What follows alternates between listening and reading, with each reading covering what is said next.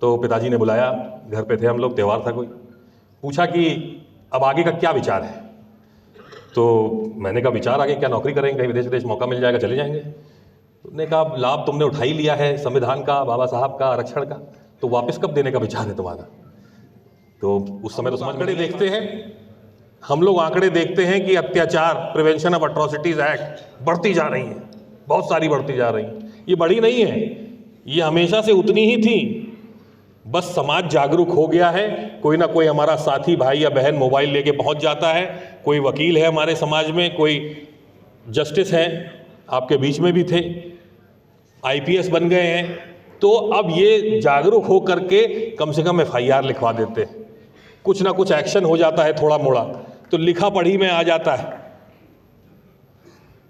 कोई अत्याचार बढ़ नहीं रहा है, सिर्फ आंकड़े बढ़ रहे हैं क्योंकि अब लोगों के नोटिस में आ रही है ये बातें।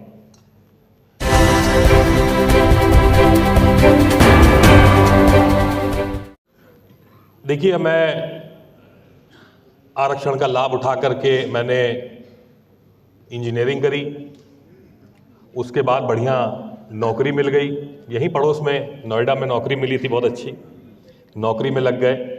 1.5 साल हो गया, तो पिताजी ने बुलाया, घर पे थे हम लोग, त्यौहार था कोई।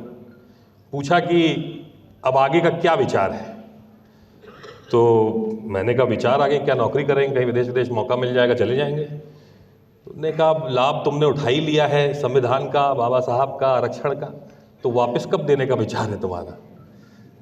तो उस समय तो समझ में नहीं आई बात कि वापस क्या देना है। मैंने कहा समाज के लिए कुछ करिए, जो अपनी लड़ाई नहीं लड़ सकता उसकी लड़ाई लड़िए, जिसकी मदद आप कर सकते हैं उसकी मदद करिए।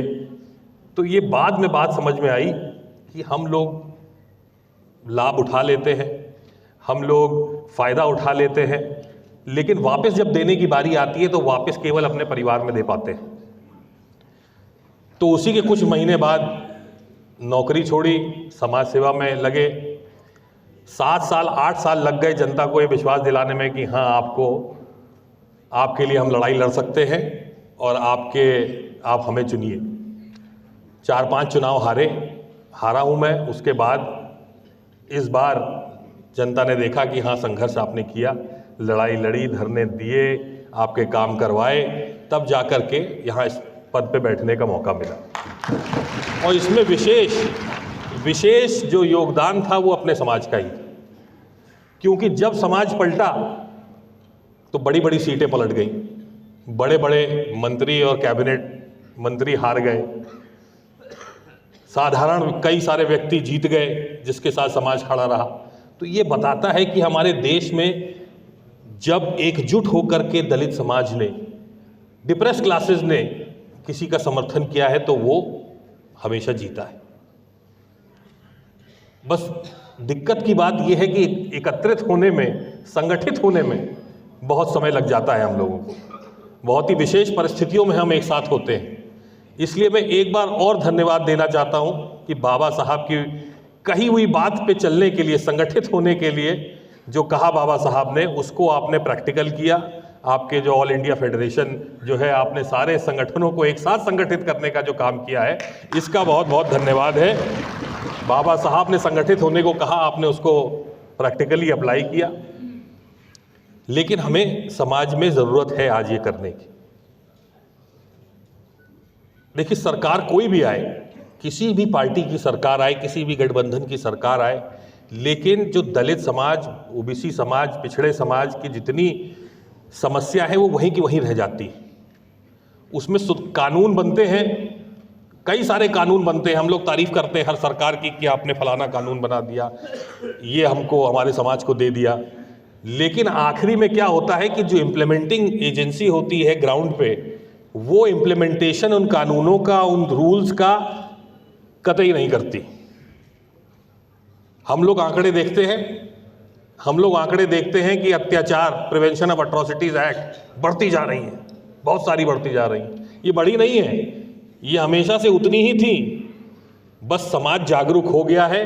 कोई ना कोई हमारा साथी भाई या बहन मोबाइल लेके पहुंच जाता है, कोई वकील है हमारे समाज में, कोई जस्टिस है, आपके बीच में भी थे, आईपीएस बन गए हैं, तो अब ये जागरूक हो करके कम से कम FIR लिखवा देते हैं, कुछ ना कुछ एक्शन हो जाता है थोड़ा मोड़ा, तो लिखा पढ़ी में आ जाता है।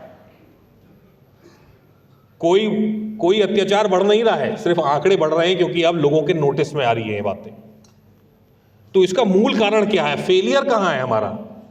फेलियर है हमारा जो एजुकेशन सिस्टम है, जिससे हम हमारे देश के भारतीयों को, हमारे नागरिकों को ये समझा नहीं पाए कि ये कितनी बड़ी गलती है डिस्क्रिमिनेशन करना, जात के आधार पर या आपके काम के आधार पर जो डिस्क्रिमिनेशन होता है। एजुकेशन सिस्टम, स्कूल की बात नहीं कर रहा हूँ मैं, जो घर पे हम लोग सीखते हैं, एजुकेशन टोटल सिस्टम की बात कर रहा हूँ। हमारे घर में अब आप ही लोग बताइए कि कितने लोग जो कूड़ा उठाने आते हैं, कितने लोग उनको पानी पूछते हैं, या घर में जो झाड़ू पोछा बर्तन धोने वाली जो आती हैं, उनके लिए कितने घरों में अलग कप होता है, अलग गिलास होता है, अलग प्लेट होती है। जब ड्राइंग रूम में VIP गेस्ट आता है और घर वालों के लिए अलग कप में खाना, अलग कप में चाय पिएंगे, अलग उसमें पिएंगे, पानी पिएंगे, प्लेट अलग होगी। ये सब कौन देख रहा है? ये सब जो हमारे घर में बच्चे हैं वो देख रहे हैं। हम उनको ये समझा रहे हैं अपने एक्शन से कि आप काम के आधार पर, जो काम व्यक्ति कर रहा है उसके आधार पर डिस्क्रिमिनेशन करना सही है। हम भी कर रहे हैं, टैसिट अप्रूवल दे दिया हम लोगों ने। तो ये सिस्टम हमको चेंज करना है, क्योंकि जब ये सब जो अत्याचार हो रहे हैं, जो डिस्क्रिमिनेशन है इस जात के आधार पर, ये जब ही खत्म होगा जब मानसिक एक रेवोल्यूशन होगा, मेंटल रेवोल्यूशन जब आएगा समाज में, जब मानसिकता बदलेगी लोगों की। और ये कानून बनाने से, रूल बनाने से, डरा करके, धमका करके नहीं हो सकता। ये बैठा करके, समझा करके और अपने एक्शन से दिखा करके अपने अगली पीढ़ी को, तभी ये हो सकता है। तो इस पे हमको विचार करने की जरूरत है आज कि ये बदलाव कैसे लाया जाए, क्योंकि जिस तरह से चलता आ रहा है उस तरह से तो बदलाव होना बड़ा मुश्किल लग रहा है। लोग कह रहे थे कि पढ़ लिख जाएंगे लोग, 2-4 किताबें पढ़ लेंगे तो फिर शायद ये हट जाए, लेकिन अभी आप देख लीजिए रिजर्वेशन एंड प्रमोशन मांग रहे हैं, तो सबसे बड़ी, उससे ज़्यादा पढ़ी लिखी क्या कौन सी सर्विस है? उनको प्रमोशन में रिजर्वेशन मांगना पड़ा क्योंकि नहीं मिल रहा है। तो ये सिस्टम जो है, इसको बदलने की ज़रूरत है। और जो इस तरह की गोष्ठियाँ होती हैं, इस तरह की जो गैदरिंग होती है, जिसमें सब बहुत ही पढ़े लिखे अच्छे समाज, पढ़ लिख करके और बने हैं लोग, आप अच्छे पदों पे हैं, ताकतवर लोग हैं आप, जब आप लोग विचार करेंगे, गोष्ठी करेंगे कि किस तरह से समाज में बदलाव लाया जाए। भाई मैं तो समाज में बदलाव तब मानूंगा कि जब बराबरी एकदम समाज में आ गई है, जब समाज स्वयं कह दे कि अब हमें आरक्षण की ज़रूरत नहीं, अब हमको बराबरी, हमें कहीं डिस्क्रिमिनेशन नहीं है, हमारे अवसर की समानता है हमारे पास, और हमें आज अब आरक्षण नहीं चाहिए। तो ऐसी जब सोच आएगी तब मैं मानूंगा कि समाज जो है, पूरा समाज बदल चुका है, हिंदुस्तान बदल चुका है, भारत बदल चुका है।